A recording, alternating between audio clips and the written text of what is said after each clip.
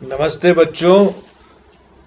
कक्षा 3 की पाठ्यपुस्तक रिमझिम हिंदी की पाठ्यपुस्तक का आइए पाठ 2 शेखीबाज मक्खी पढ़ते हैं।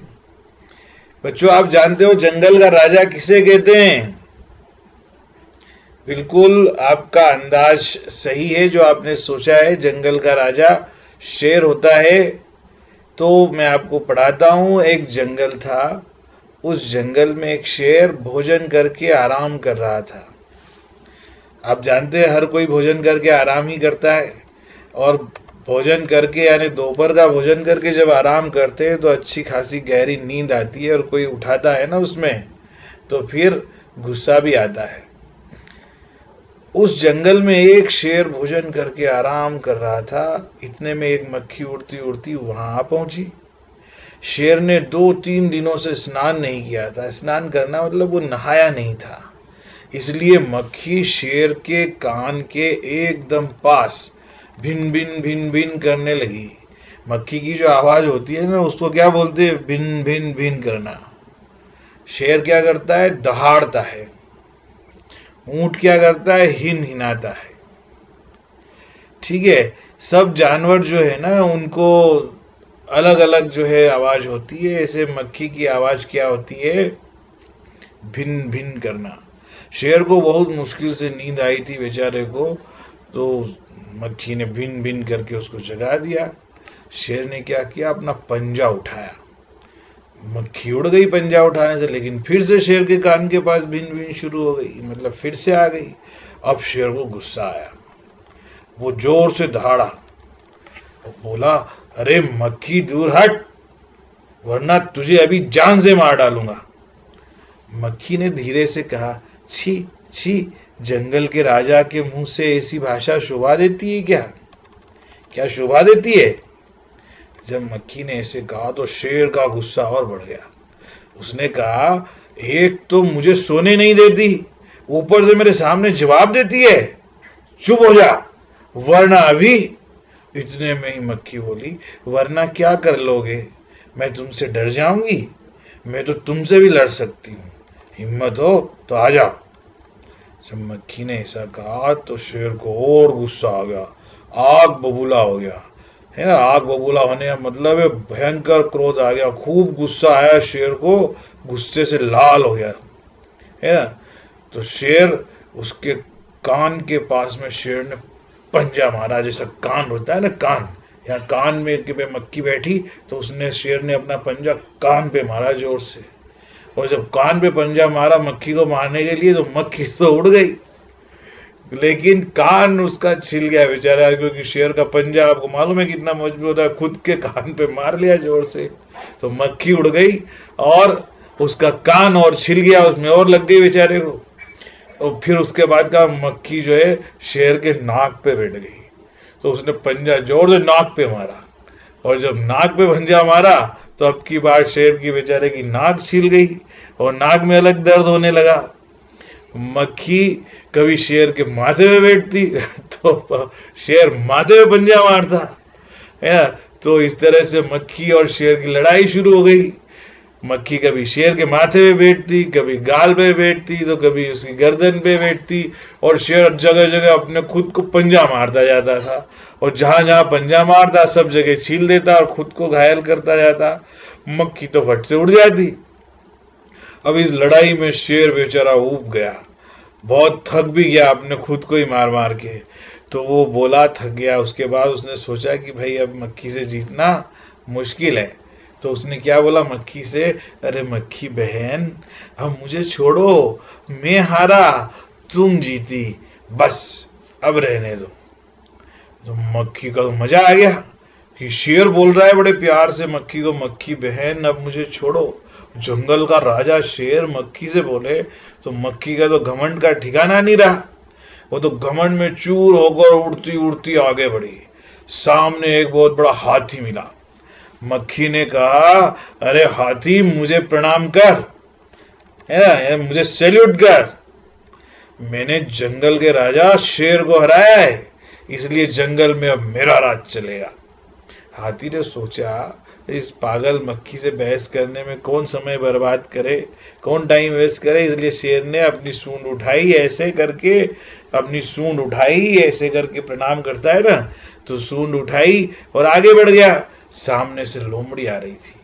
बच्चों आप जानते हो लोमड़ी जंगल में सबसे चतुर जानवर और चतुर चालाक होती है ना। वो बोलती कुछ है, दिखती कुछ है, लेकिन करती कुछ है।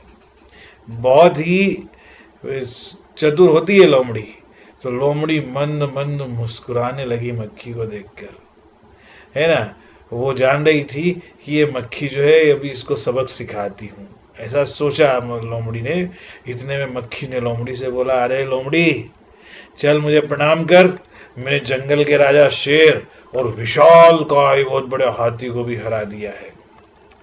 जब ऐसी बात बोली तो लोमड़ी ने भी उसको प्रणाम कर लिया और फिर धीरे से बोली, अरे धन्य हो मक्खी रानी, धन्य हो, धन्य है आपका जीवन और धन्य है आपके माता पिता।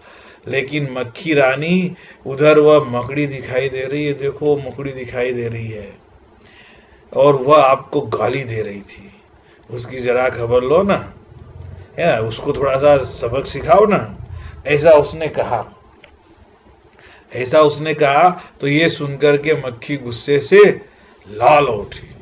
अरे उसकी ये हिम्मत, मकड़ी ने मुझे गाली दी, ऐसा उसने मन में सोचा होगा और वो गुस्से से लाल हो गई जैसे शेर आग बबूला। देखो शेर आग बबूला होना, गुस्से से लाल होना, ये मुहावरे हैं। इन सब का मतलब ये होता है कि बहुत ज्यादा क्रोधित हो जाना, बहुत गुस्से में आ जाना, है ना। तो बोली मकड़ी, अरे वो मक्खी बोली कि उस मकड़ी को तो मैं चुटकी बजाते खत्म कर देती हूँ। और ये कहते हुए मक्खी मकड़ी की तरफ झपटी और मकड़ी के जाले में जैसे ही झपटी तो मकड़ी के जाले में फंस गई और मक्खी जाले से छूटने की ज्यों ज्यों कोशिश करती त्यों त्यों और अधिक फंसती गई। मतलब जैसे जैसे मक्खी उस जाले से निकलना चाहती थी वैसे वैसे वो मक्खी और ज्यादा फंस जाती थी। अंत में बेचारी मक्खी थक गई, हार गई और ये देखकर लोमड़ी जो है मंद मंद मुस्कुराती हुई वहां से चलती बनी। और हमारी कहानी यहाँ समाप्त हो जाती है। योगेश जोशी ने इतनी बढ़िया कहानी लिखी है। बच्चों इस कहानी में मैंने आप लोगों की सुविधा के लिए भाषा को और अच्छे से अभिव्यक्त करने के लिए, समझने के लिए, सीखने के लिए, कहानियाँ कोर्स में होती ही इसलिए बच्चों कि हम जितने ज़्यादा शब्द सीखेंगे, उनका मतलब जानेंगे, उनका अर्थ जानेंगे, तो उतना ही ज़्यादा आप बुद्धिमान होते जाएंगे। आपकी भाषा, आपकी ताकत, बोलने की आपकी कला उतनी ही सुंदर होगी। और जिस इंसान में बोलने की कला जितनी बढ़िया होती है, जिस इंसान के पास जितने ज़्यादा शब्द होते हैं, जितने अच्छे शब्द होते हैं, वो इंसान बहुत आगे जाता है। उस इंसान की भाषा बहुत प्रभावशाली होती है। लोग उसकी बात को ध्यान से सुनते हैं और लोग उसे बुद्धिमान समझते हैं, विवेकशील समझते हैं और उसका कहना भी मानते हैं।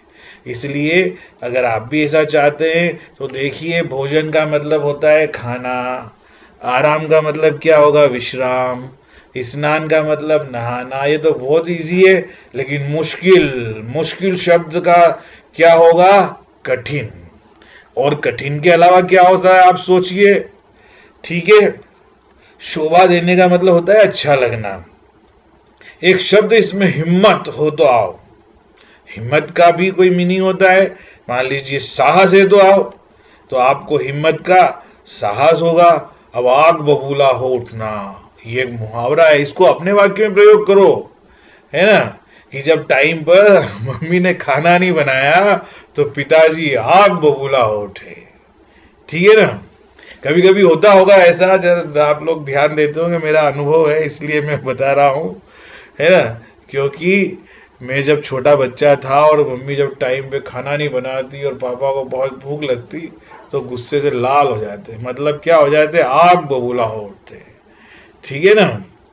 तो ये चीज है, आग बबूला हो उठना अपने वाक्यों में प्रयोग करना है आपको। इसको, ये आपका होमवर्क है, समझ लीजिए, ठीक है। शेर ऊब गया, जब कोई बोर हो जाता है ना तो उसको बोलते ऊबना। बर्बाद करने का मतलब होता है नष्ट करना, समाप्त करना। मंद मंद शब्द आया, लोमड़ी मंद मंद मुस्का रही थी ना। मंद मंद का मतलब होता है धीरे धीरे, ठीक है। विशाल काय, विशाल का मतलब होता है बहुत बड़ा, काया का मतलब होता है शरीर, काया से काय बनाए, इसलिए विशाल काय मतलब बहुत बड़े शरीर वाला। प्रणाम को नमस्कार भी हम कहते हैं, ठीक है। गुस्से से लाल होने का मतलब वही है, बहुत क्रोधित हो जाना, ठीक है। ज्यों ज्यों का मतलब होता है जैसे जैसे, और त्यों त्यों का मतलब होता है वैसे वैसे। तो ये तो थे कुछ शब्दों के अर्थ बच्चों। अब आपको ये कहानी कैसी लगी आप मुझे कमेंट्स करके जरूर बताएं, आप शेयर करें, और आप इसे ज़्यादा से ज़्यादा सब्सक्राइब करें। धन्यवाद। जय भारत, जय हिंद।